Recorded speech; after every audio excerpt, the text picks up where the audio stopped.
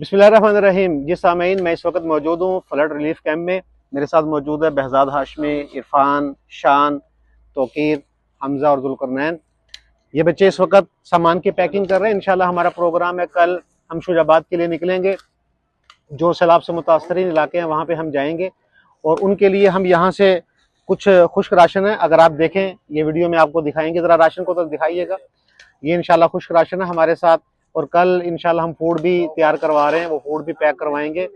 उसके साथ साथ हम जानवरों के लिए कुछ चारा भी लेकर जाएंगे, क्योंकि इंसानों को तो प्रोवाइड की जा रही है, जाहिर सी बात है खुराक जानवरों की भी ज़रूरत है, तो जानवरों के लिए चारा होगा वो भी हम अपने साथ लेकर जाएंगे।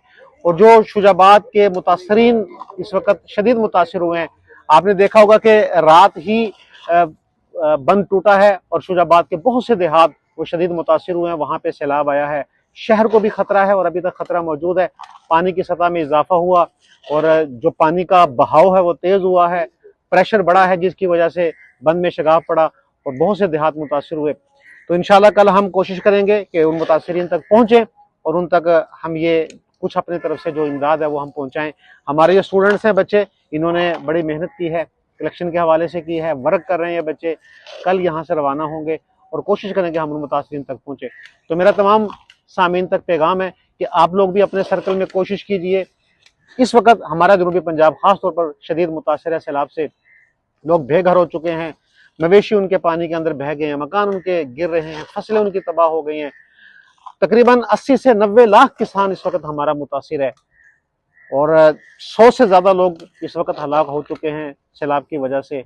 सैकड़ों जानवर पानी में बह गए हैं, करोड़ों रुपए का नुकसान हुआ है लोगों का।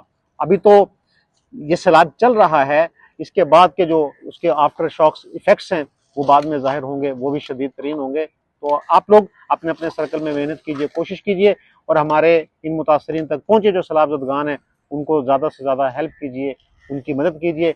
इस वक्त हमारा जनूबी पंजाब मदद के लिए पुकार रहा है और हमारा ये हक बनता है कि हम लोग उनकी मदद के लिए पहुँचें। जो ख़ास तौर पर सैलाब के अंदर घिरे हैं लोग, जो मुतासर हुए हैं, उन तक हम पहुँचें।